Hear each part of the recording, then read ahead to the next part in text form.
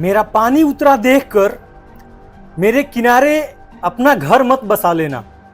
मैं समंदर हूं, वापस लौट करके जरूर आऊंगा। वेल, ये जो लाइन है देवेंद्र फडणवीस के हैं। महाराष्ट्र के पूर्व मुख्यमंत्री देवेंद्र फडणवीस ने ये लाइन जो है 2019 में उपयोग की थी। और इस लाइन के पीछे की सच्चाई क्या है मैं आपको आगे बताऊंगा। उससे पहले मैं आपको बता दूं कि देवेंद्र फडणवीस जो है महाराष्ट्र के नए मुख्यमंत्री बनने वाले हैं आज।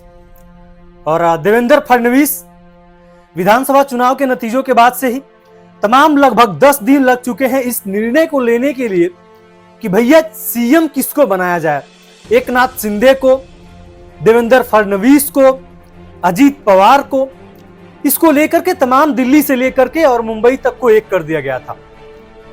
और इन सब के बीच अब जो है महाराष्ट्र सरकार ने और बीजेपी ने ये फैसला ले लिया है कि भैया देवेंद्र फडणवीस जो है वो महाराष्ट्र के मुख्यमंत्री होंगे और अजीत पवार, एकनाथ शिंदे जो है उप मुख्यमंत्री होंगे।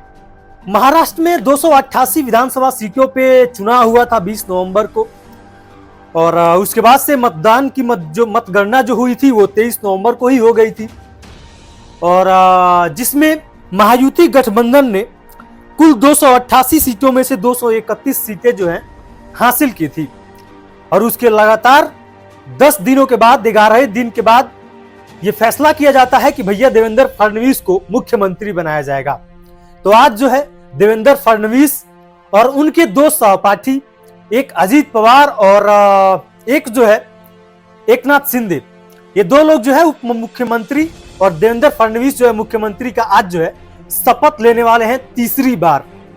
अब आपको बताते हैं उस लाइन के बारे में जब देवेंद्र फडणवीस ने प्रयोग किया था कि मेरा पानी उतरा देख करके मेरे किनारे घर मत बसा लेना, मैं समंदर हूं, वापस लौट करके जरूर आऊंगा।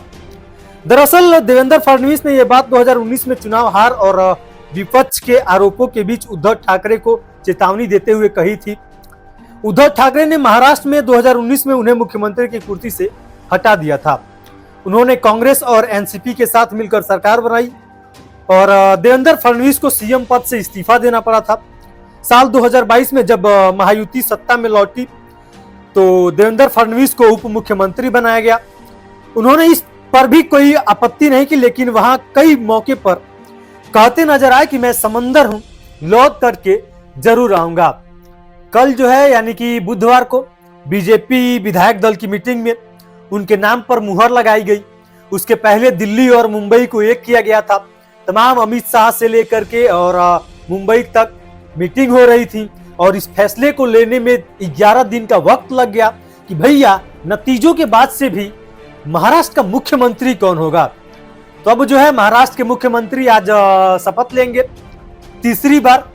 तो देवेंद्र फडणवीस जी को बहुत ढेर सारी शुभकामनाएं और महाराष्ट्र की जनता को एक नए मुख्यमंत्री के तौर पे देवेंद्र फडणवीस जो मिले हैं, तमाम महाराष्ट्र की जनता को बहुत ढेर सारी शुभकामनाएं हैं।